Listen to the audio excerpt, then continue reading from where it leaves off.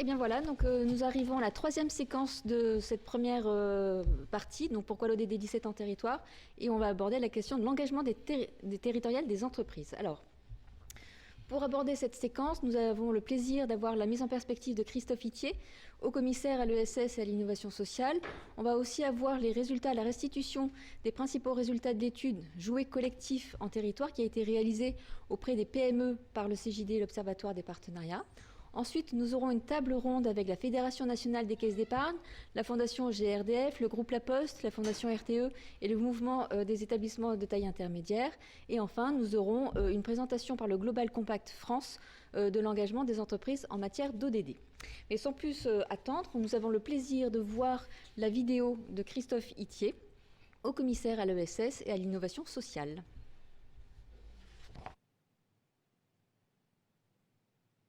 Monsieur le commissaire, cher Christophe, merci beaucoup d'avoir accepté notre invitation à la 6e rencontre des pionniers des alliances en territoire. Cette année, le thème est l'ODD 17 en pratique sur les territoires. Alors, ma première question, c'est aujourd'hui, la mobilisation des entreprises sur les questions d'intérêt général sont de plus en plus des questions qui concernent l'État. L'État est de plus en plus en souhait que les entreprises s'engagent.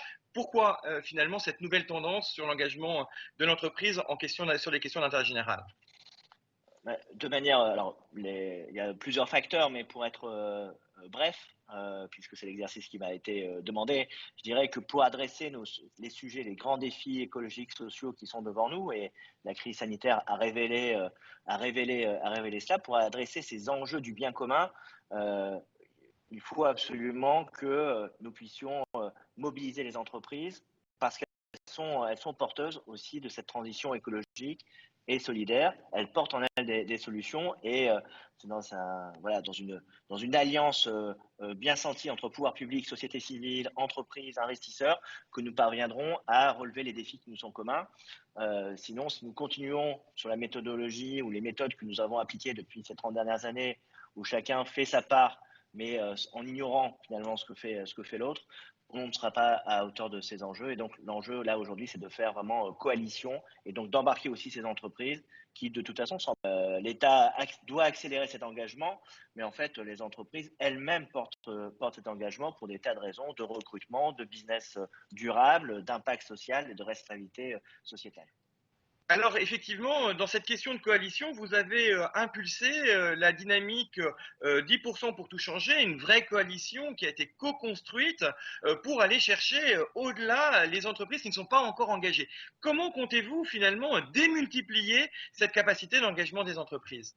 Alors, comme vous l'avez dit, cette coalition, elle a un objectif de faire en sorte que cet engagement des entreprises ne soit pas réservé au happy few de l'engagement, uniquement au CAC 40, mais embarque l'ensemble des entreprises du territoire. Et pour ce faire, il faut à la fois donner de la visibilité. Il y a énormément de leviers d'engagement pour une entreprise. Donc, comment on fait de la pédagogie, de la lisibilité sur les différents leviers. On peut faire du mécénat de compétences, du mécénat financier. On peut bouger son modèle économique pour avoir une dynamique RSE beaucoup plus intégrée à la stratégie. Bref, il y a toute une série de leviers. Donc, déjà, de donner de la visibilité, outiller les entreprises et les accompagner.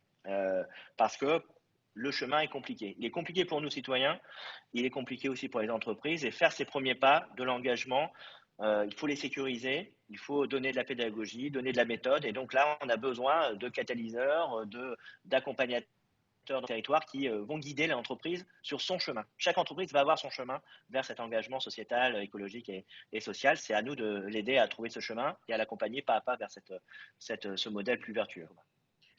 Merci. Alors, Philippe Dornano, Thibaut Guilhuy et moi-même avons eu la chance de piloter le chantier, plus particulièrement sur les territoires. Finalement, pourquoi cet engagement ciblé sur le territoire est aujourd'hui un enjeu majeur? Nous allons avoir dans un instant l'étude du CJD sur jouer collectif en territoire. Et finalement, pourquoi, selon vous, cette spécificité, parce qu'on peut s'engager partout, mais finalement, le fait de construire en territoire, pourquoi est-ce que c'est si important? Alors, c'est important, d'une part, on voit bien que nous devons porter des transformations systémiques de nos modes de production, de consommation, de mobilité. Donc, il y a des changements assez colossaux, mais qui s'inscrivent dans la réalité des territoires, c'est-à-dire au plus près du besoin des concitoyens. Les grandes politiques publiques qui ont voulu transformer en s'imprégnant insuffisamment des besoins des territoires ou de leurs spécificités, parce que tous les territoires évidemment sont différents, ne sont pas efficaces. Et là, un des enjeux, et on le voit bien, ça rejoint presque la question de l'abstention dans nos élections. Si nos politiques publiques, si l'intérêt général n'est pas porté au plus près des citoyens de manière très concrète, alors on a voilà, un phénomène de rejet ou de désintérêt. Et donc l'enjeu, c'est vraiment d'apporter des solutions très concrètes dans les territoires, d'abord, elles existent, de les valoriser, de les accélérer et de faire en sorte que ces solutions de proximité deviennent des changements systémiques de nos modes de production, de consommation ou de déplacement ou d'alimentation. Merci beaucoup, monsieur le haut-commissaire. Et vous pouvez compter sur les 350 catalyseurs qui sont réunis aujourd'hui pour naturellement être dans ce sens et à vos côtés pour cette action. Merci beaucoup et très bonne journée à vous. Merci beaucoup Charles Benoît pour cet échange et je compte aussi sur vous pour accélérer cette transition parce que les enjeux sont encore une fois à la fois écologiques, sociaux mais aussi démocratiques. Merci. Alors 10% pour tout changer, c'est effectivement la dynamique de dépasser la seule action des pionniers, même si celle-ci est indispensable et continuera pour défricher finalement les voies que d'autres peuvent prendre après. Mais 96% des entreprises en France ont moins de 20 salariés et donc on voit bien que l'engagement des PME, des TPE va être absolument essentiel dans ce sens pour pouvoir finalement animer cette dynamique et pouvoir engager l'ensemble des acteurs économiques. Ça ne se fera pas sans elles, mais ça ne se fera pas non plus sans vous. Et donc, avant de pouvoir laisser la parole aux PME à travers l'étude que nous avons réalisée entre l'Observatoire des partenariats et le CJD, nous voulions vous poser des questions sur finalement les affirmations suivantes concernant l'engagement des entreprises. Est-il vrai ou faux que 84% des dirigeants des PME et des TPE en France pensent qu'il est utile de jouer collectif aujourd'hui pour sortir de la crise? La deuxième question, c'est est-ce que les pratiques responsables d'une part et le mécénat d'autre part sont les deux modes de partenariat aujourd'hui privilégiés par les entreprises avec les acteurs et les actions d'intérêt général? La troisième question, c'est est-ce que déjà près de la moitié des TPE et PME pratiquent les partenariats d'innovation sociétale? Et la quatrième, c'est est-ce que les Français doutent de la légitimité des entreprises et de leur crédibilité pour réduire les fragilités territoriales? Telles sont les 4 questions que nous vous invitons à répondre actuellement pendant que nous allons avoir les résultats de l'étude Jouer collectif en territoire que nous avons menée, l'Observatoire des partenariats et le CJD ensemble, et où nous allons pouvoir entendre finalement un débat sur cette question sur la base des résultats de cette étude. Alors, pour en débattre et pour en partager, je commencerai par Aymeric Ourdin, qui est le tout nouveau président du CJD qui a pris ses fonctions au 1er juillet. Alors il est tout nouveau mais forcément très très bien puisqu'il vient de Champagne et donc comme son territoire d'ancrage est le même que le mien, il est forcément particulièrement bien. Alors pourquoi j'insiste un peu sur ce territoire d'ancrage à l'Est? Parce que nos deux autres dirigeants de PME viennent eux de l'Ouest, l'un de notre très belle région de Nouvelle-Aquitaine et du nord-nord de la Nouvelle-Aquitaine, de Bressuire. Il s'agit d'Olivier Guilbeault, président du laboratoire Sciences et Nature, dirigeant engagé s'il en est, il nous témoignera de cet engagement. Et puis Luc Bellière, lui aussi est très très engagé, un tout jeune CJD, tout jeune, nous verrons que c'est un tout jeune de 20 ans CJD qui a, qui dirige le groupe Anamel Group à Montargis. Et donc la région Centre-Val de Loire est représentée où nous voulions avoir bien évidemment dans ce débat trois dirigeants d'entreprises très différentes et bien évidemment trois territoires représentés. Luc, tout jeune JD, de plus de 20 ans d'expérience de JD, la parole est à toi pour animer et présenter surtout les résultats de cette étude Jouer collectif en territoire. Oui, merci Charles Benoît. 20 ans d'expérience JD et au sein du JD, 10 ans d'expérience de collaboration avec le Rameau. Je tiens à le dire, puisque c'est cette année 10 ans que nous avons mené la première étude entre le CJD et le Rameau. Alors, cette étude, c'est aussi la suite de l'engagement du CJD au sein de la mission ministérielle dont on a fait la présentation ce matin, hein, avec Cathy Caracombousin, où le CJD était copilote d'un des cercles d'experts, notamment sur la levée des freins des alliances entre entreprises et associations sur les territoires. Et donc, voilà, alors c'est toi qui je ne sais plus, voilà. Donc, voilà, c'est dans le cadre du programme Impact. Voilà. Alors, c'est aussi la suite des 2 études qui ont été faites et qu'on a rapidement évoquées tout à l'heure sur le jouet collectif en sortie de crise. Hein. On a interrogé les citoyens sur est-ce qu'on pense que jouet collectif entre entreprises, collectivités et associations et citoyens est utile ou indispensable ou incontournable pour sortir de la crise. Et 81% des Français dans l'étude sur le volet citoyen pensent que c'est incontournable à 29%, mais au total 81% pensent que c'est utile. Et puis, quand on s'interroge aux entreprises, on se rend compte que la réponse est encore plus positive puisque c'est 84%. Alors, cette étude, on a souhaité, dans la collaboration avec le Rameau, aller un petit peu plus loin en essayant de voir justement sur des entreprises encore plus matures. Et donc, le réseau d'entreprises assez innovantes sur les partenariats, c'est le CJD.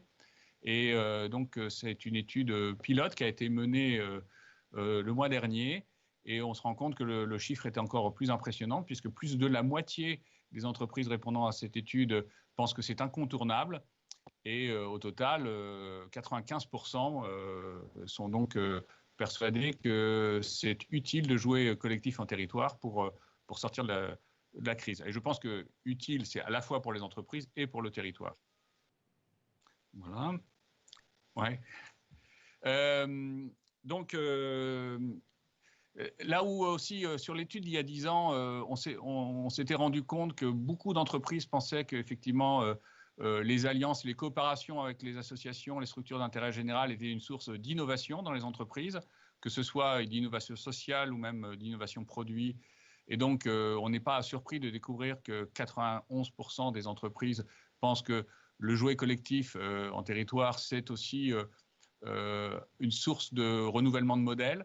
Eh bien, là où on peut être heureux du résultat, c'est qu'au final, 90% pensent que c'est aussi une source de réduction des fragilités sur les territoires.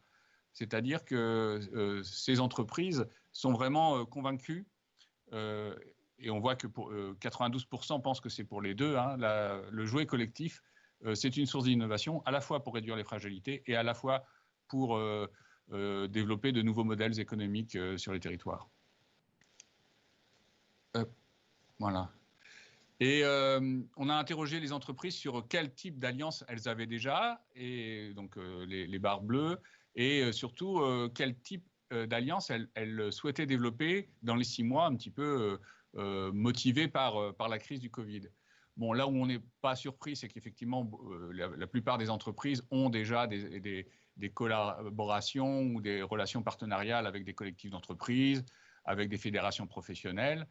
Mais on voit ici qu'il y a à la fois des entreprises qui sont très engagées sur leur territoire puisqu'ils ont des relations avec les acteurs publics locaux et les structures d'intérêt général local, mais on voit vraiment une volonté d'appuyer et d'augmenter ces collaborations sur les structures d'intérêt général, mais aussi sur les établissements scolaires. Donc tout le volet apprendre à faire alliance, les structures académiques et les structures d'insertion. Donc la crise de Covid a aussi interrogé beaucoup les entreprises sur leur modèle, sur leur écosystème, et a créé aussi une envie, même pour les entreprises qui sont déjà les plus matures et qui sont déjà très engagées, de s'engager un peu plus encore.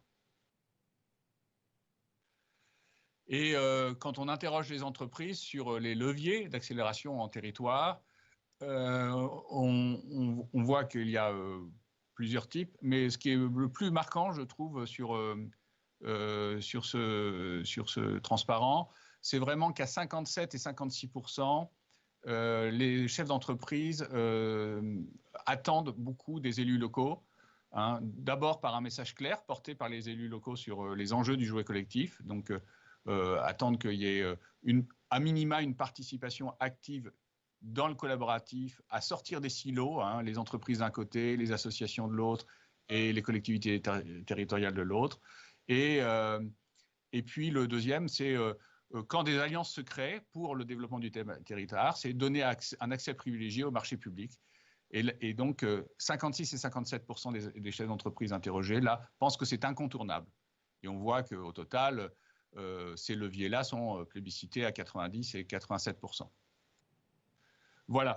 Alors, on voit que gros engagement sur les entreprises de cette étude, mais au CJD, au-delà de la responsabilité, le CJD prône l'engagement des entreprises.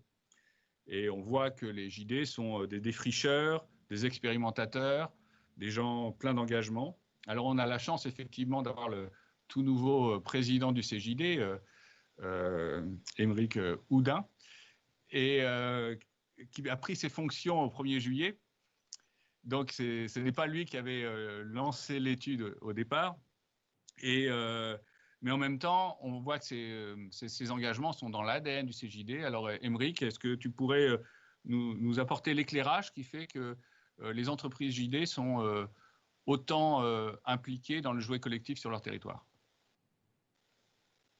Bonjour à tous. Bonjour Luc. Bonjour Charles Benoît, dont je me réjouis effectivement de ce nom champenois, dont les connotations me ravissent.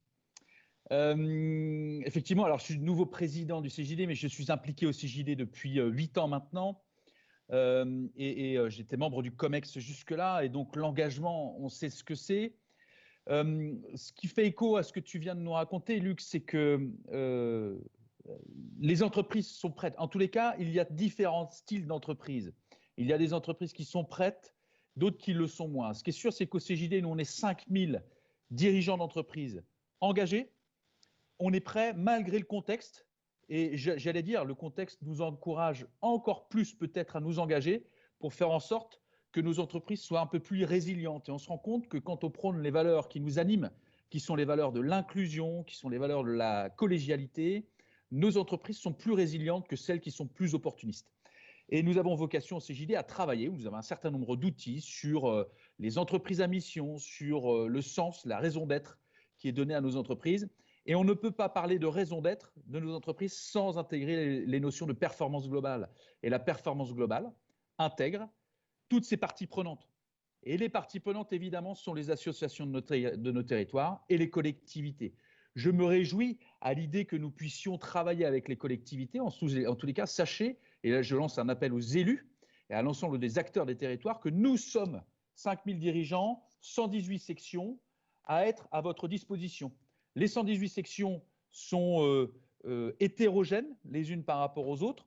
Et c'est là que ça devient intéressant, en tous les cas, d'une section de Nantes, d'avoir une discussion particulière avec une collectivité quant à la section de Mâcon, qui aura une approche un peu différente, en tous les cas, sur les tailles de territoire. Donc, le seul message que je voudrais vous envoyer en référence à ce que Luc vient de nous dire, c'est que nous sommes à votre disposition, à la disposition des collectivités. On a beaucoup de travail dans nos entreprises pour les manager, mais nos portes sont ouvertes pour pouvoir co-construire ensemble et identifier quelles sont les voies et les axes de travail à mettre en œuvre ensemble. Il faut écrire les feuilles de route. Rien n'est à préétablir, à mon avis. Mais ce qu'il faut retenir ici, c'est que nous sommes à votre disposition. Vous savez nous trouver très facilement. Mon mail est ouvert, le mail de Luc est ouvert. On peut vous renvoyer le nom des sections, des présidents de sections avec lesquels rentrer en contact dans les territoires pour mettre en place une feuille de route. Merci beaucoup, Aymeric. Voilà, c'est un message très clair et un appel à la coopération sur les territoires. On va faire appel à un ancien JD, quelqu'un qui est très engagé, déjà sur son territoire depuis très longtemps, Olivier Guilbault, que Charles Benoît a présenté tout à l'heure. Partager cette expérience avec d'autres territoires. Alors, est-ce que tu peux nous expliquer pourquoi ?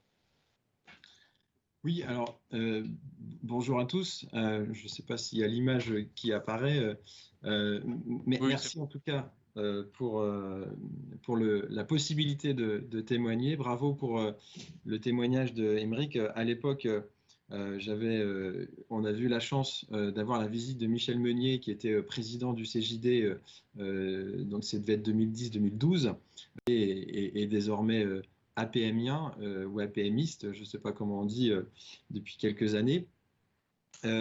Donc pour répondre à ta question, Luc, sur la logique d'engagement territorial, c'est quelque chose qui fait partie pour le laboratoire Sciences et Nature de nos gènes.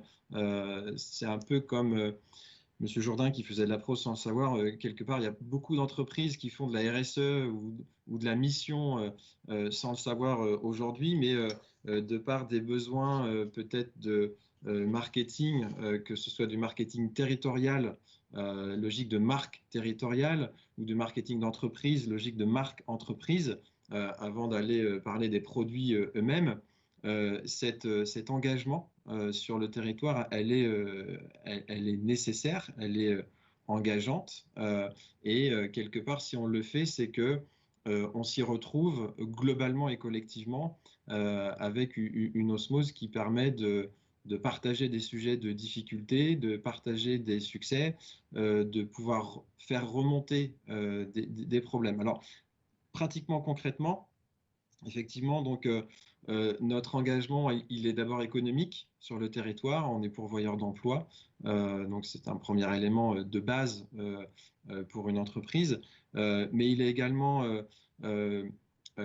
constitutif d'une attractivité touristique, puisqu'on a développé, on est perdu dans le nord, comme le soulignait Charles Benoît, dans le nord du nord de la Nouvelle-Aquitaine, nord des Deux-Sèvres, donc à la frontière de la Vendée, tout près du Puy du Fou, et dans un département à découvrir. C'était un peu le slogan fut un temps, ce qui veut bien dire ce que ça veut dire. Et donc, on se doit de communiquer sur Odyssée Nature, qui est une offre de visite sur le domaine, qui est l'ancienne ferme de mon grand-père, Aimé Body, qu'on a transformé en entreprise, avec 280 personnes qui travaillent sur le site, et puis des fabrications de la fleur au flacon sur des produits cosmétiques et d'entretien bio, etc. Et donc, cette offre touristique, comme on ne peut pas lutter et avoir un spot de pub aux 20 heures comme le fait L'Oréal, et c'est très bien, mais chacun ses armes, nous on ouvre le domaine et on essaye de faire en sorte que de vendre le territoire à travers les arguments que nous pouvons proposer. Donc de tourisme industriel, savoir-faire touristique. Et donc, ça représente globalement 5000 personnes par an. Et donc, pour enclencher ce processus d'une entreprise qui veut ouvrir ses portes, qui veut faire du tourisme, c'est pas toujours simple. Il y a des structures institutionnelles qui existent au niveau de la commune, au niveau de la communauté de communes, au niveau des structures touristiques départementales ou régionales. Donc, on s'est mis un peu dans ces éléments pour jouer le jeu complètement. Et aujourd'hui, on fait partie, à côté du Marais Poitevin, il y a Odyssée Nature qui permet une offre touristique locale qui s'est complétée avec une offre, j'ai envie de dire, culturelle, en interagissant avec des festivals locaux qu'il peut y avoir, comme le festival Terre de Danse, en offrant le domaine avec des arbres, avec des locaux, pour donner lieu à des représentations de danse au mois de juillet sur un certain nombre d'éditions. Voilà, donc c'est vraiment cette osmose qu'on cultive depuis toujours, partant du principe que s'il y a une entreprise, c'est qu'il y a un territoire, et s'il y a un territoire, c'est parce qu'il y a aussi des entreprises et que ça se passe bien. Et donc, on a créé la Fondation Sciences et Nature en 2018 pour précisément donc agir sur un élément, la mission de l'entreprise, qui est globalement de comprendre la nature, la préserver et en apporter les bienfaits à l'homme et à la société, sur un axe qui nous est propre, qui est un savoir-faire industriel de la fleur au flacon, sur produits cosmétiques et d'entretien. Et donc, on a créé la Fondation pour soutenir des actions de type préservation, de type pédagogie, de type recherche sur ce qui peut mettre en résonance l'homme et la nature ou remettre en résonance l'homme et la nature. Donc ça a démarré en 2019. Alors, on n'a pas joué le territoire puisqu'on est allé directement à Paris sur un partenariat avec le Muséum national d'histoire naturelle de Paris et la collection ethnobotanique de l'herbier national. On participe à la numérisation de cet herbier.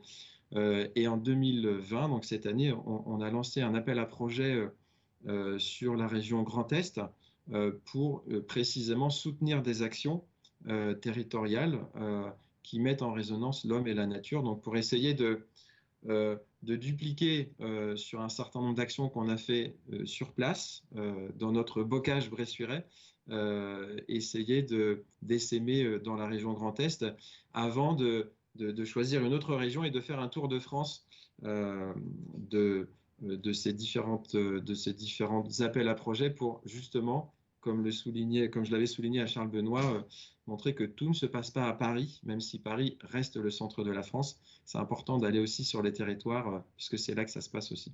Merci beaucoup, Olivier. Alors, ce que je constate, c'est que tu veux te rapprocher de la Champagne. Sous Épernay, moi, je ne suis pas sectaire, il n'y a pas de problème. Bon, très bien, merci beaucoup. Eh bien, on voit là que les entreprises sont une partie prenante importante de leur territoire et le territoire est une partie prenante importante de la vie de l'entreprise. Et voilà, j'espère que cela inspirera d'autres entreprises. Et Charles Benoît, je te rends l'antenne. Merci beaucoup et je voudrais juste faire un petit... Effectivement, quand on sait que les grands mécènes du musée d'histoire naturelle sont à côté de Body Nature Carnegie, sur la numérisation des herbiers, on se dit qu'effectivement, les PME de nos territoires rayonnent mondialement. Les PME sont donc finalement aux avant-postes de cette co-construction territoriale, mais nous allons voir qu'elles ne sont pas seules, loin de là, puisque que ce soit les entreprises de taille intermédiaire, dont 78% d'entre elles, si ma mémoire est bonne, cher Jérôme, ont leur siège en territoire, ou que ce soit les grandes entreprises qui naturellement sont profondément incarnées sur les territoires sur lesquels elles agissent, chacun en fonction de leur ADN, eh bien nous allons voir que finalement l'ensemble de la diversité des acteurs économiques, et c'est bien ça toute la force finalement de l'économie au service de la co-construction territoriale, est active dans cette dynamique-là. Alors pour en débattre, je viens d'évoquer Jérôme Franz, qui est secrétaire général de la commission du monde des entreprises de taille intermédiaire.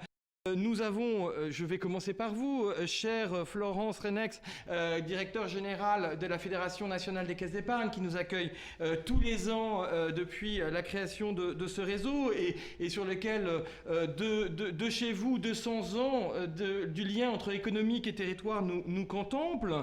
Je vais aussi, bien évidemment, me tourner vers la doyenne d'entre nous, 500 ans, Muriel Barnéou. Alors, bien évidemment, pas toi, mais... la Poste, directrice, super. Vous êtes pardon. Super. Directrice de l'engagement sociétal du groupe La Poste. Je me tourne aussi vers Jérôme Chambin, directeur de la communication et du digital de GRDF, vers Frédéric Doé, délégué général de la fondation RTE, et avant de passer la parole à Frédéric Lemonnier, la toute nouvelle déléguée générale, non pas que ça soit elle qui soit toute nouvelle, mais la fondation GRDF, et nous voulions avoir finalement comme animateur le dernier né de cette dynamique au service de cette co-construction territoriale. Vous faites le lien entre les territoires ruraux et les territoires métropolitains, et plus sérieusement de rappeler que 900 ans de lien entre l'économie et les territoires nous contemplent.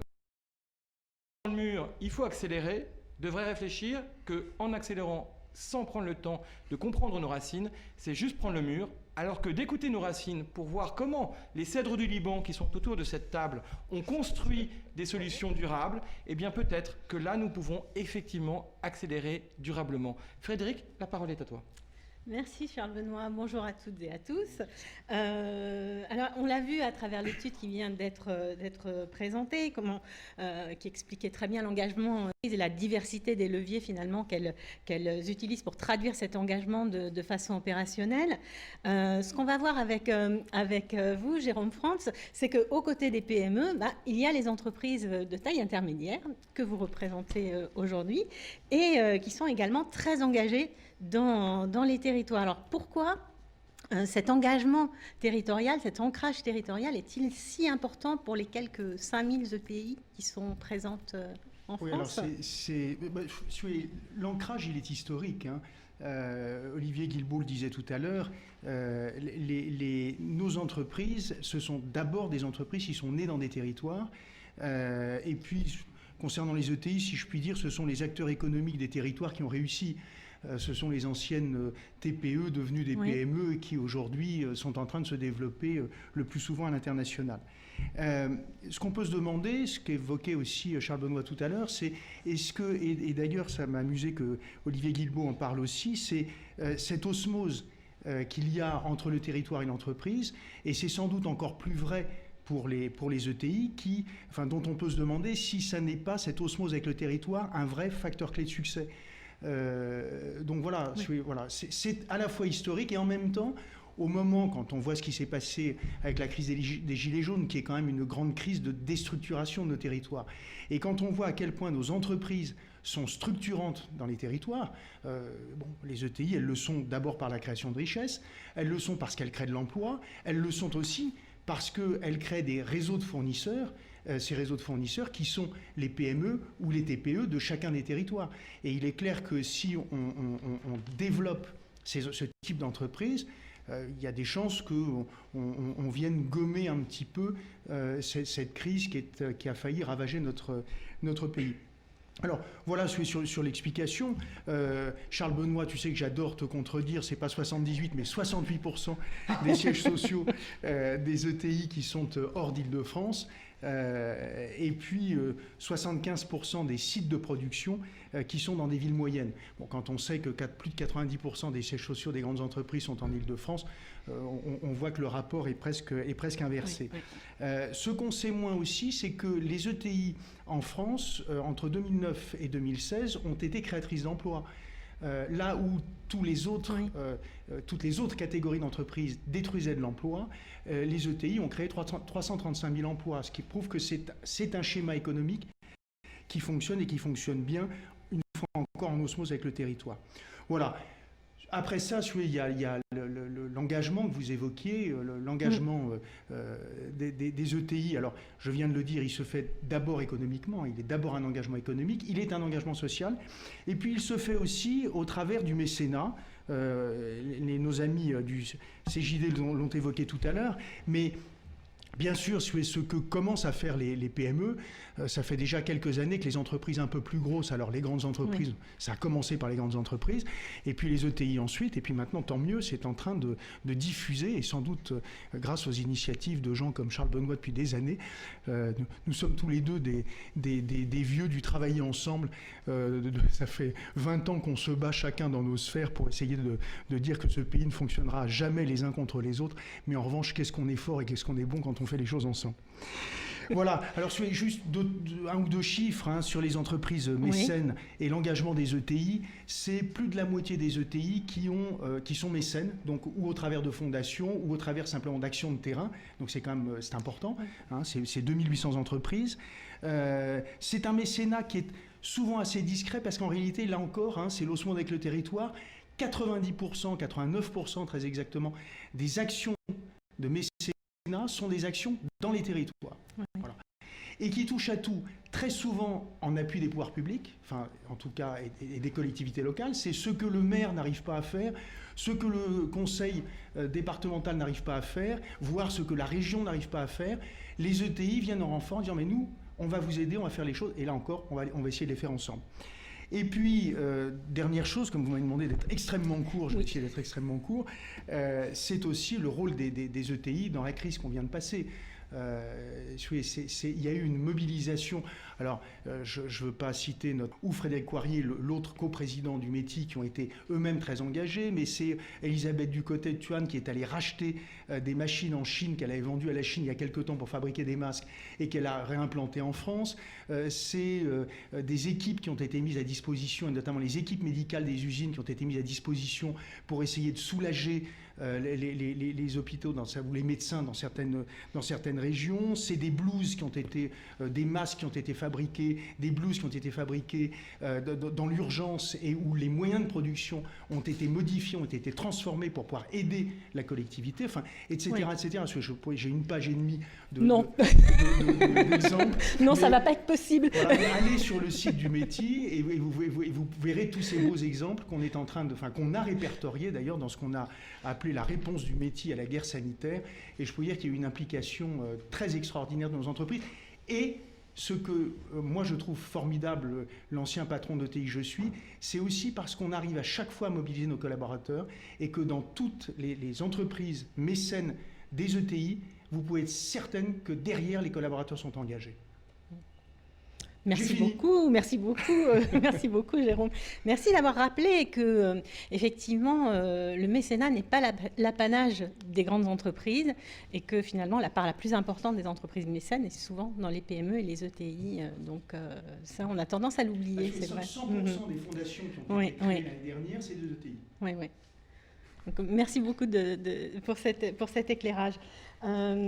Donc, les PME, les ETI, les grands acteurs de l'ESS, comme la Fédération nationale des caisses d'épargne que vous représentez, Florence Renex, sont également extrêmement engagés dans les territoires. Charles Benoît le rappelait, 200 ans d'histoire, 200 ans de lien entre territoire et économie.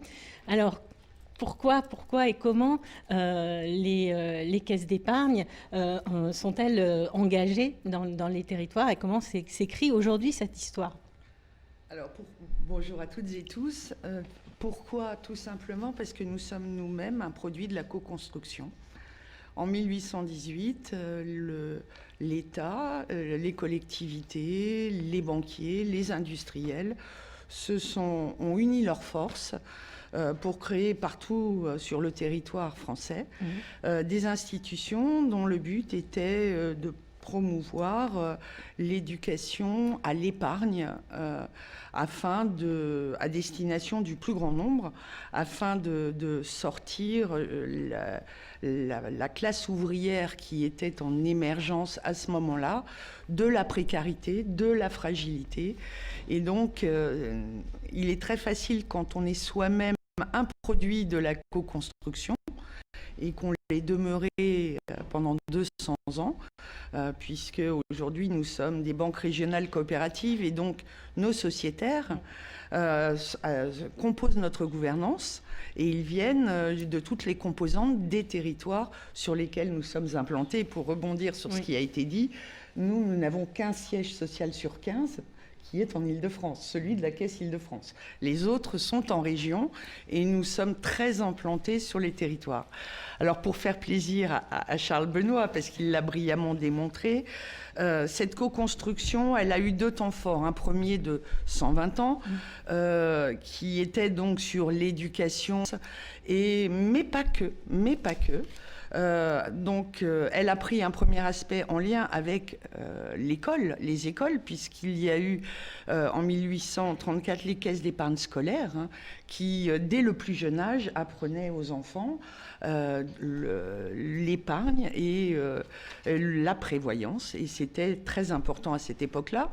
Mais on a aussi, pour un autre sujet, là, au début du XXe siècle, nous avons été un partenaire très actif de la co-construction du logement social, aussi bien au niveau de la construction que du financement, mais aussi de la gouvernance, puisque nous étions partie prenante de la gouvernance, et nous le sommes toujours, du logement social. Et c'est un engagement très fort qui demeure jusqu'à aujourd'hui. Et puis, nous sommes maintenant plutôt dans une ère où nous intervenons notamment sur l'éducation budgétaire et le bon usage de l'argent. puisqu'on voit bien qu'aujourd'hui, il est très important de savoir gérer un budget et de ne pas, et surtout avec la période qu'on traverse aujourd'hui, où au-delà des populations fragiles, il y a beaucoup de personnes qui ne s'attendaient pas à se retrouver fragilisées et qui malheureusement le sont. Donc, et pour ce faire, nous avons créé 2 structures. La première en 2007, budgétaire et financière, qui forme tous les ans plus de 50 000 personnes en partenariat avec les acteurs locaux au bon usage de leur budget, de l'argent, du reste à vivre, c'est très important.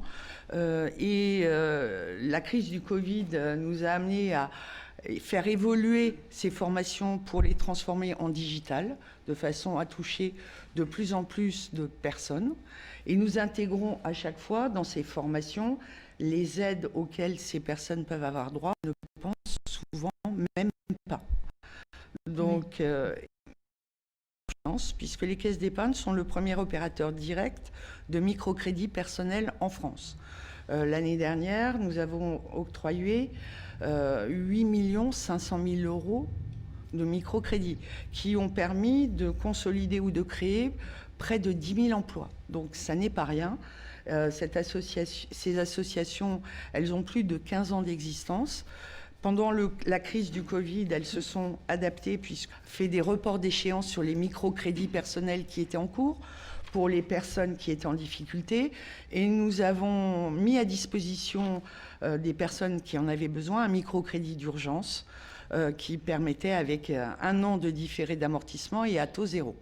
Donc voilà, le fait d'être près des territoires nous permet d'être réactifs et de nous adapter au contexte. Et l'illustration très forte que je voulais montrer de cette co-construction, c'est le microcrédit. Et c'est un sujet qui vient au premier rang de l'actualité, c'est le microcrédit Habitat. Que nous avons monté en co-construction avec la Fondation Abbé Pierre et la Fondation pour l'habitat solidaire. La Fondation pour l'habitat solidaire et le prescripteur. Nous faisons le microcrédit et la Fondation Abbé Pierre apporte sa caution.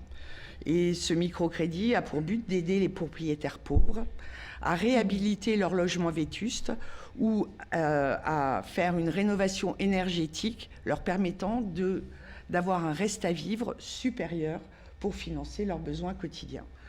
Donc, au cours des dernières années, puisque ça fait maintenant 5 ans que ce microcrédit est distribué, on distribue à peu près 300 microcrédits habitat par an pour un montant moyen de presque 14 000 euros. Donc, ça n'est pas rien pour les bénéficiaires.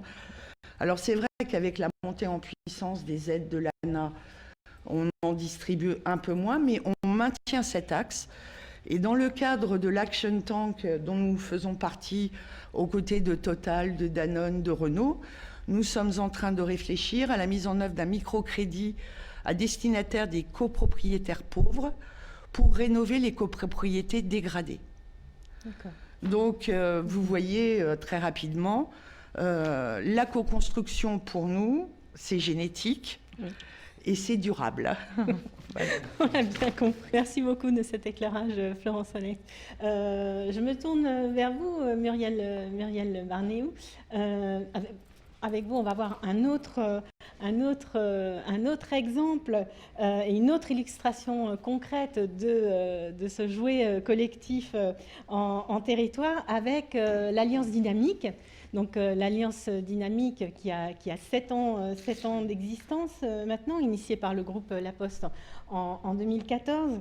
C'est une dynamique de co-construction avec des acteurs de l'ESS pour agir en faveur du développement des territoires et des services à leur population.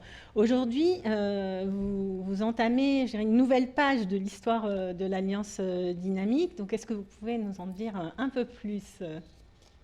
Donc, je vais commencer il y a 500 ans. Ça va vous faire marrer. On en a pour un moment, si je fais ça.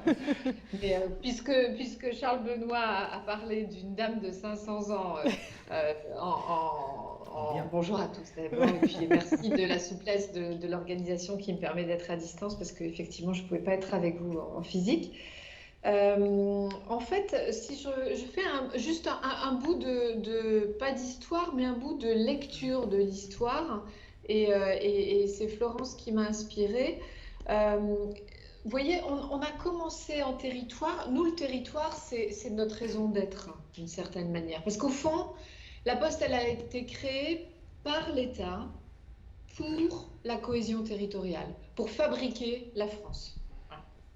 Et donc, on a commencé dans ça s'est pas appelé monopole, c'était pas ça, c'était Louis XI, mais peu importe, dans quelque chose qui consistait à dire, il faut qu'on fabrique le territoire avec un outil le plus élaboré qui est la péréquation tarifaire. C'est-à-dire que où que vous soyez sur le territoire, vous êtes connecté à une offre de services identique qui fait que, grosso modo, les riches payent pour les pauvres.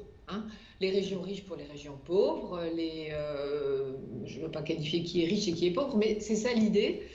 Et on a fonctionné avec ça, autoportant dans cette mission de service public ou dans ce modèle de service public qui ne nécessitait pas beaucoup qu'on s'interface avec le reste du monde, puisque au fond, la raison d'être et la mission étaient données par ce qui est le plus élevé dans l'univers démocratique, à savoir l'État. Et puis, dans ces missions, au moment où on change de statut, on érige dans le statut nos 4 missions de service public, dont une qui est l'aménagement du territoire. Un peu mode Datar à l'époque, c'est savoir combien de points présence et combien de points de présence et quelle offre de service. Et là, on fait un premier mouvement où en fait on se dit, si on veut être efficace et si on veut créer de la valeur sur cet aménagement du territoire, il faut qu'on le fasse avec ceux qui savent. Et ceux qui savent, ce sont les collectivités. Et sous la juridiction de Jean-Paul Bailly, notre président de l'époque, on décide de monter un système de gouvernance qui associe en local, au niveau départemental, les collectivités territoriales à la définition de cette présence postale. On va appeler ça les commissions de présence postale et territoriale, les CDPPT. Et toutes les modifications d'organisation que nous avons, y compris des questions d'horaire, vont se jouer dans cette discussion avec les présidents de CDPPT et les représentants de la CDPPT. Pour vous donner une idée de l'ampleur de la chose, nous avions avant ça 17 000 points de contact, dont l'intégralité, ouais, je sais, Florence, petit joueur, 17 000 points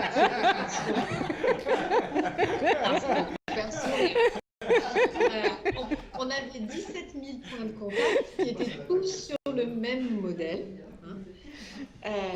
Et post-dispositif qui vit toujours, bien sûr, aujourd'hui, sur ces 17 000 points de contact, nous en avons 9 000, c'est-à-dire plus de la moitié, que nous n'opérons pas directement, mais dont le format a changé et qui sont opérés soit par des collectivités territoriales, soit par des commerçants, soit par des acteurs de l'ESS. Ce qui était vraiment pour nous un lâcher-prise dans ce pas vers de l'alliance et de la coopération extrêmement fort, parce que, vous voyez, on recevait nos ordres, notre légitimité d'un État régalien, pour ne pas parler de colbertisme, mais vous voyez, un État régalien qui amène le cahier des charges. Et puis effectivement, je fais un résumé de l'histoire extrêmement court, mais bref, il y a 7 ans, mes prédécesseurs se lancent dans quelque chose qui s'appelle l'Alliance dynamique, visionnaire, en disant, au fond, il y a sur les territoires, pas seulement des acteurs qui sont les collectivités territoriales pour créer cette valeur territoriale, mais des acteurs un peu plus en marge, un peu mode start-up si on fait économie numérique, qui sont des acteurs de l'ESS. Et la Poste aurait tout intérêt à travailler une alliance, quelque chose de très souple avec eux. Et on patauge. C'est normal, on défriche, et c'est vrai que ça patauge. Et moi, quand je prends mon job, il y a de ça maintenant 3 ans et demi, là je me tourne vers Pascal qui est à mes côtés, mon collaborateur. Il y a 3 ans et demi, je me dis, cette chose, elle est un peu étrange, elle souffre, elle marche à certains endroits et pas à d'autres, et je me pose la question de savoir si elle mérite de vivre encore. Et la réponse est oui. La réponse est oui.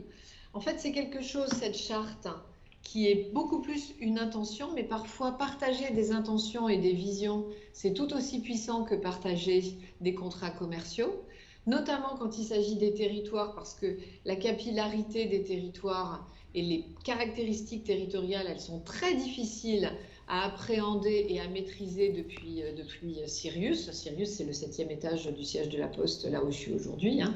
Et il faut se garder des visions qu'on peut en avoir. Et donc, effectivement, on a maintenu ce dispositif d'alliance dynamique.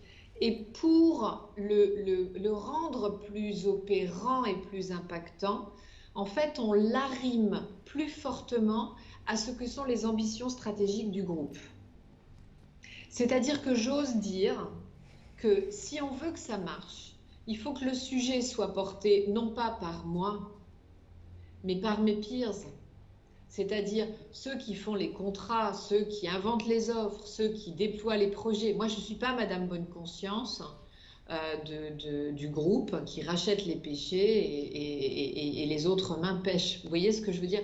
Si on veut être impactant, il faut que ce soit porté par les opérationnels, ceux qui font. Et nous, on doit les inspirer, on doit les aider à innover et à défricher, mais ils doivent porter. Et donc, pour que cette alliance dynamique soit dans un caractère opérant, en fait, on la redesign, ou en tout cas, on la rend un peu plus focus, concentrée sur ce que sont les ambitions stratégiques du groupe. Donc, on a 3 sujets: soutenir la cohésion sociale et territoriale, accélérer les transitions écologiques et faire émerger un numérique éthique et responsable. Voilà, ce sont en renonçant finalement à tout faire et en misant sur le fait de concentrer nos forces que nous l'orientons et nous allons la dévoiler le 17 septembre.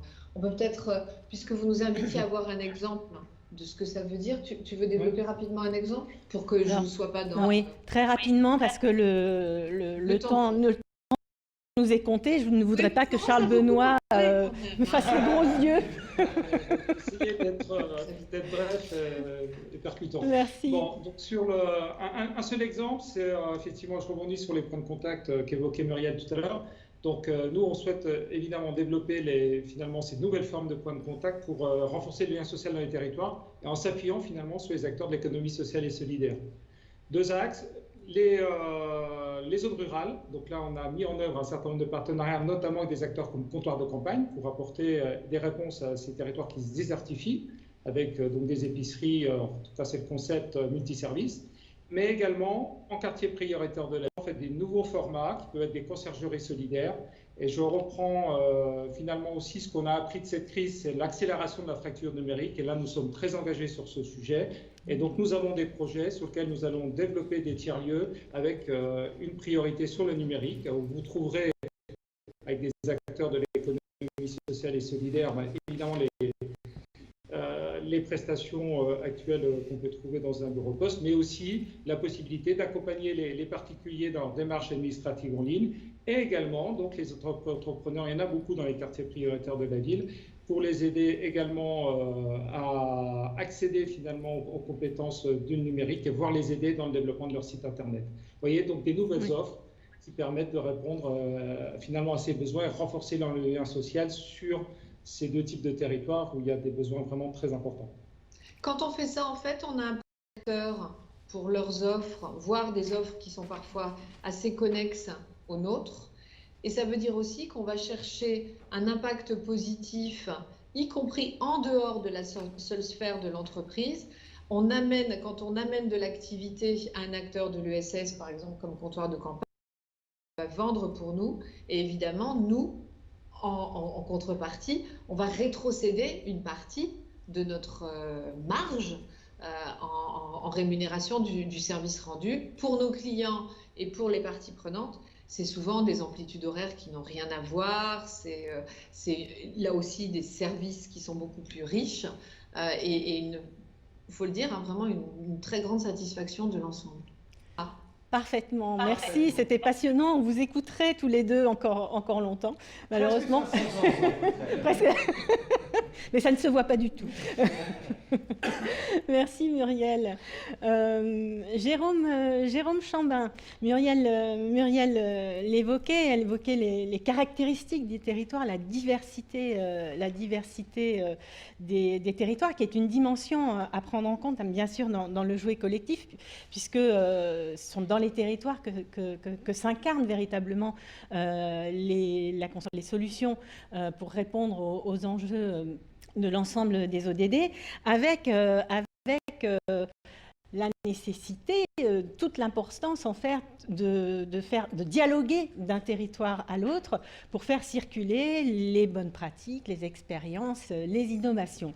Alors, Jérôme, je ne vais pas vous voyer Jérôme, puisque voilà, donc tu es directeur de la communication et du développement de GRDF, mais membre éminent du comité exécutif de la toute nouvelle fondation GRDF, et fondation qui a pour vocation d'agir pour le développement économique et social des territoires soutenables et inclusifs. Alors, pourquoi les synergies entre les territoires ruraux et les territoires urbains a-t-il été placée, en fait, cette problématique a-t-elle été placée au cœur du projet de la Fondation? Bon, alors déjà, bonjour et merci à tous pour nous donner la possibilité de cette prise de parole.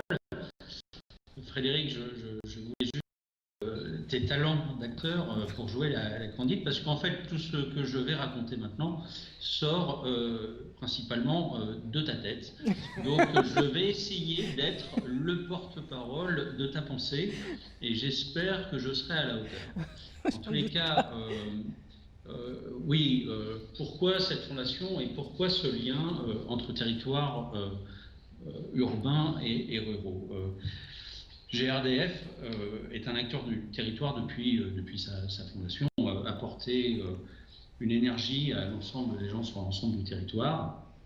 Je vais m'épargner l'explication de la péréquation tarifaire qui a très bien été faite par Muriel, mais effectivement, nous avons également cette action, cette vision de devoir servir finalement des gens partout sur l'ensemble des territoires.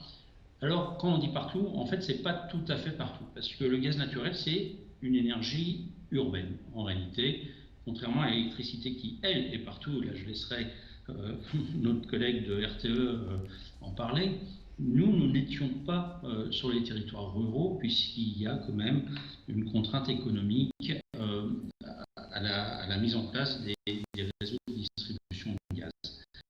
Et donc, nous étions un acteur des entreprises. Et puis, c'est vrai que en tant qu'acteur mission de service public, on a quand même toujours à s'interroger sur l'évolution de notre métier. Or, nous avons une problématique qui est quand même assez forte, c'est que finalement, nous distribuons une énergie fossile. Et bien évidemment, nous sommes les premiers à savoir que cette énergie fossile doit évoluer vers une énergie renouvelable, et c'est au cœur de nos préoccupations. Et dans quelques années, en réalité, nous sommes en train de développer, et c'est là qu'on est dans le jouet collectif, parce que nous sommes en train de développer avec un monde que nous ne connaissons pas, le monde de l'agriculture, ce nouveau gaz, qui est le gaz vert, qui est en fait produit à partir des déchets organiques, et notamment des déchets agricoles. Et donc, d'un seul coup, d'une exploitation de réseaux très urbains, nous avons dû entrer dans un monde de la ruralité que nous ne connaissions pas, que nous ne maîtrisions pas, et collectivement, parce que là vous ne pouvez pas découvrir ces secteurs sans avoir un appui fort des gens qui sont déjà engagés depuis des années auprès d'eux, nous avons dû apprendre à connaître ces acteurs, à leur parler, à les convaincre, et à développer avec eux finalement ce nouveau gaz qui sera renouvelable, et qui est renouvelable déjà, et qui finalement, contrairement au gaz qui fonctionne aujourd'hui dans nos tuyaux, qui vient de grands producteurs. On parle souvent de la Russie, mais il y a aussi les Norvégiens, les Algériens, etc. Là, d'un seul coup, nous avons conscience que nous sommes en train de constituer, de créer un petit trait d'union entre les villes qui sont des grands consommateurs de gaz et les campagnes qui vont devenir des grands producteurs de gaz. Et au contact de cette nouvelle dynamique, pour nous, puisqu'elle n'est pas du tout nouvelle, mais que nous découvrons, nous nous sommes rendus compte parfois d'un décalage entre ces deux mondes. Alors, ça paraît peut-être très naïf quand je le dis comme ça. Pour certains acteurs présents autour de cette table, c'est une évidence depuis des années. Pour nous, ça a été une découverte, ou en tous les cas un constat très fort d'un décalage en réalité entre une expression des moyens de production de notre énergie sur l'accompagnement de ce que pouvait être le tissu économique local, de façon à dynamiser un peu toutes ces thématiques. Et là, nous sortions très rapidement d'un champ d'application qui pouvait être couvert par des partenariats classiques de GRDF. Et c'est pour cela que Frédéric est venu m'interpeller en me disant ça fait maintenant quelques années que GRDF est présent sur les territoires. Avant, ça s'appelait Gaz de France et qui portait beaucoup d'objets. Depuis qu'on a été GRDF à l'ouverture des marchés en 2007, nous n'avions pas recréé cette fondation et nous avons senti très fortement le besoin de devoir créer cette dynamique afin de pouvoir rentrer dans des projets beaucoup plus larges d'accompagnement des développements ruraux en lien avec cette dynamique économique urbaine. Voilà. Donc c'est un projet assez ambitieux, on est tout nouveau, comme le disait Charles Benoît, que je remercie d'ailleurs d'être également membre du comité exécutif de notre fondation. Un projet tout nouveau, puisque ça fait un mois maintenant que la fondation est officiellement active, mais en tous les cas, beaucoup pour nous de découvertes et surtout un besoin absolu d'y aller collectivement. Donc effectivement, ensemble, valorisons les territoires, c'est le slogan de ce séminaire. C'est une conviction forte et c'est même, je dirais, une obligation pour nous parce que comme nous découvrons finalement de nouveaux territoires, ça paraît un peu bizarre de dire ça pour un acteur qui a notre âge, entre guillemets, nous ne pouvons le découvrir qu'accompagné et qu'en jouant collectivement. Ce monde est un monde nouveau pour nous. L'agriculture n'était pas ces dynamiques qui sont pourtant aujourd'hui de plus en plus complémentaires et qui vont être de plus en plus complémentaires dans l'avenir. Et c'est absolument passionnant, du coup, de pouvoir porter certains objets pour faciliter et fluidifier ces dynamiques. Voilà. Donc c'est pour cela qu'on a décidé de se lancer sur cette thématique. On constate chaque jour un afflux de projets qui nous arrivent, tout aussi passionnants. Vous êtes tous confrontés au même problème que nous avons aujourd'hui avec Frédéric, se dire mais comme c'est compliqué de devoir faire un choix entre ces merveilleux projets qui nous arrivent, ça va être terrible, on va devoir renoncer à des projets formidables.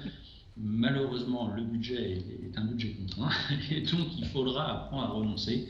Ça sera très dur, en tous les cas, c'est quelque chose d'absolument passionnant.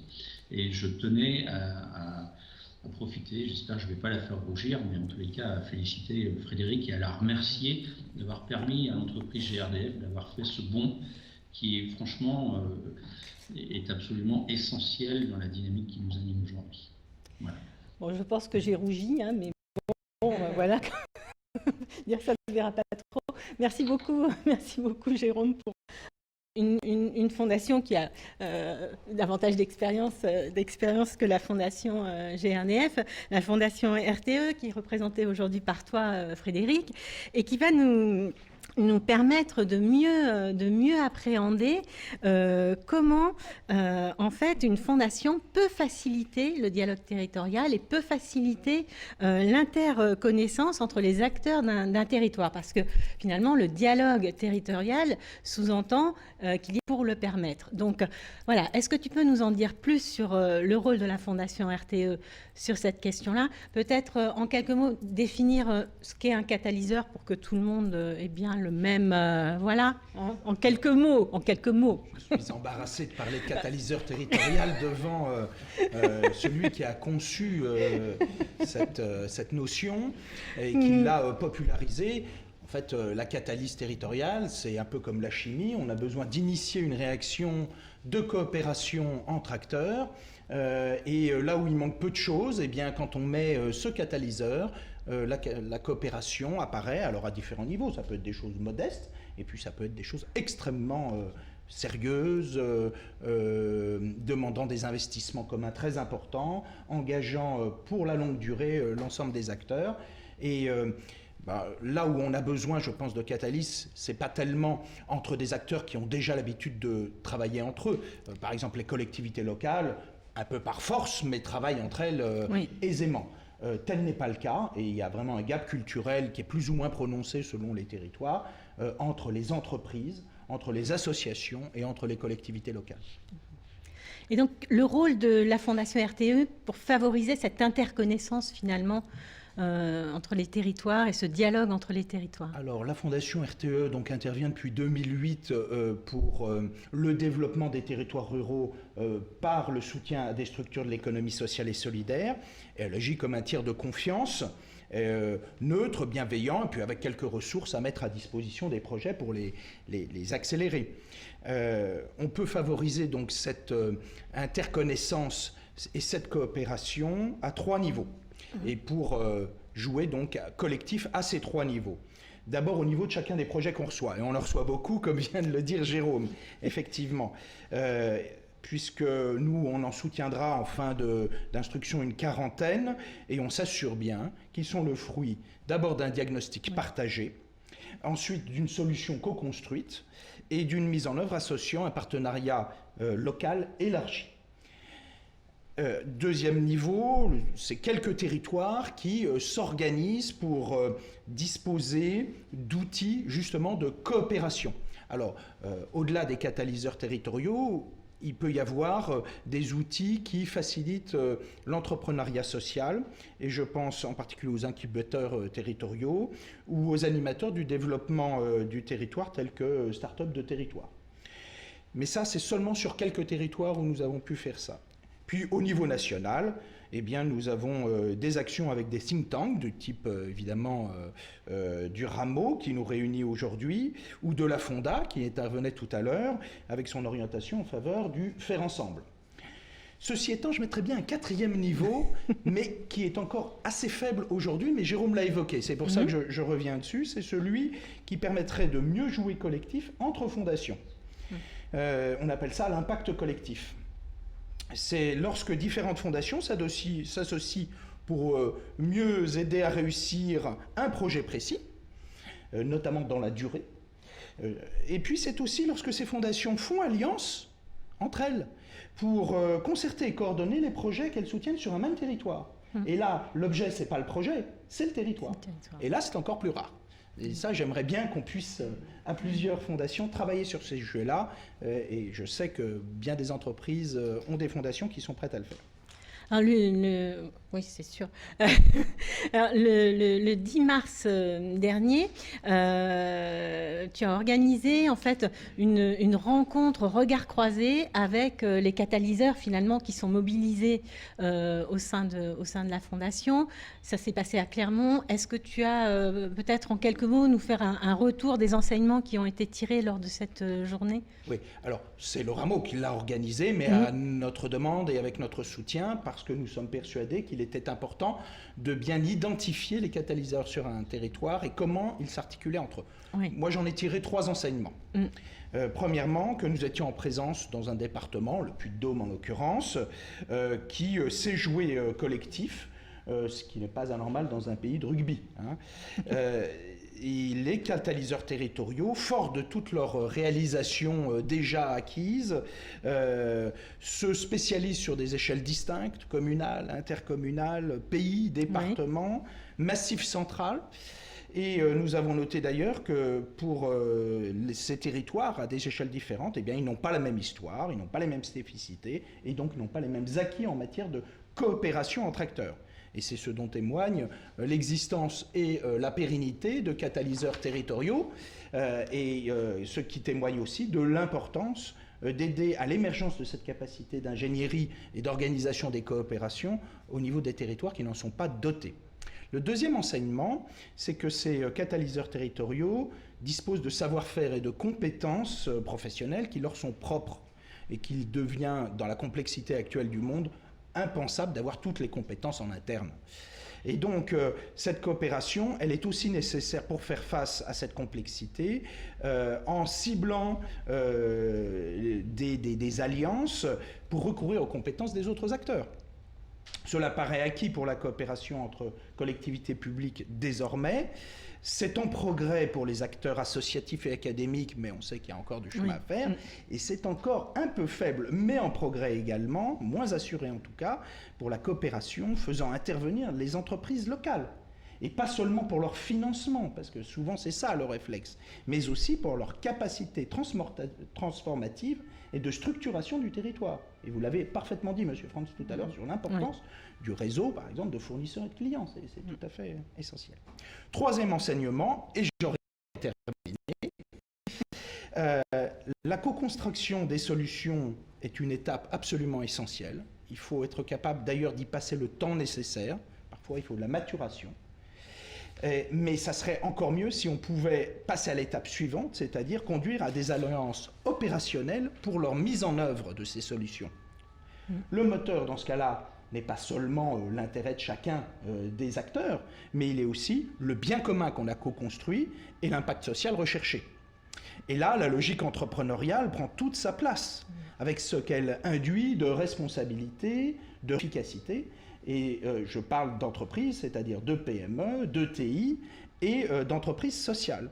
Et c'est ce que nous voulons faire dans le Massif central en poursuivant l'action que nous avons initiée avec le Rameau. D'ailleurs, j'en profite pour lancer un appel au CJD s'il veut se joindre à notre démarche.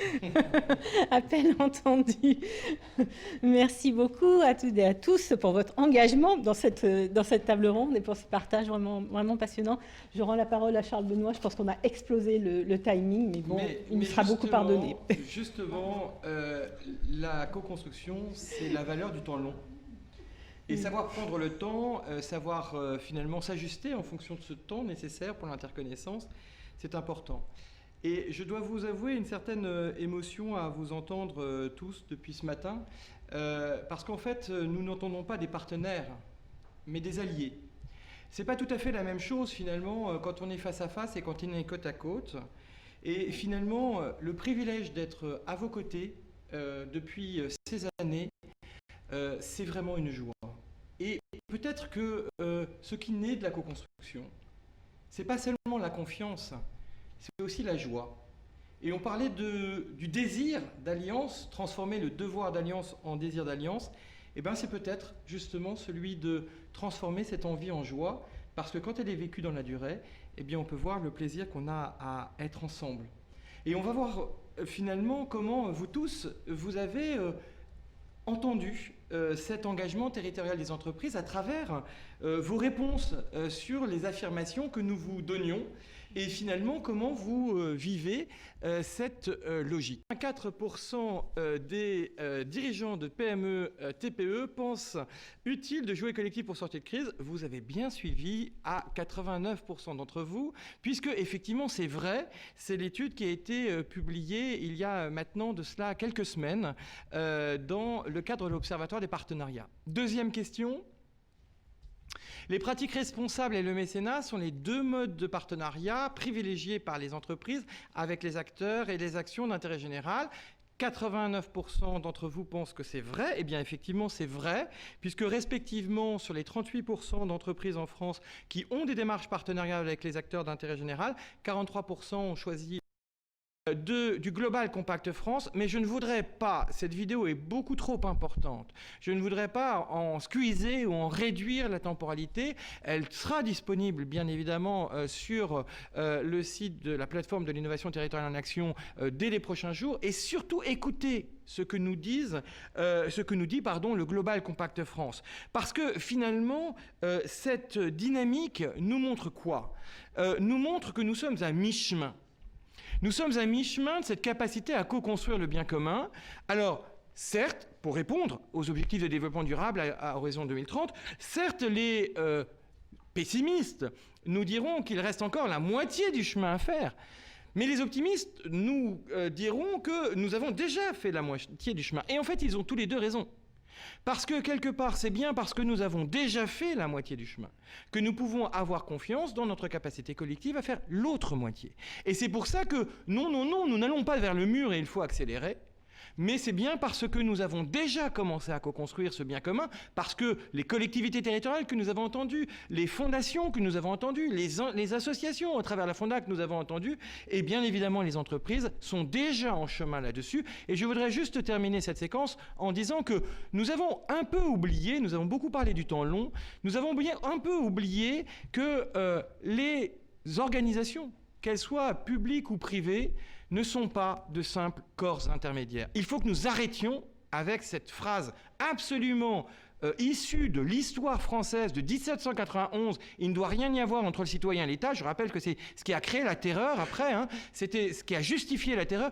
Non, bien sûr, les organisations, qu'elles soient publiques ou privées, ne sont pas des simples organes intermédiaires, ne sont pas des corps intermédiaires, mais des lieux de construction collective. C'est bien dans nos associations, dans nos entreprises, dans les collectivités, ce que se construisent tous les jours le bien commun, et donc revalorisons la capacité des organisations à être ce lieu de construction collective où un pouvoir d'agir n'est plus seul, n'est plus individuel, mais bien collectif. C'est ce que les territoires ont construit et c'est pour ça que nous sommes dans cette dynamique de co-construction territoriale. Et alors, je ne suis pas le seul à porter ce message puisque nous allons passer à la troisième séquence de cette matinée riche, mais nous l'avions dit, matinée gourmande, en écoutant les institutions à la manœuvre.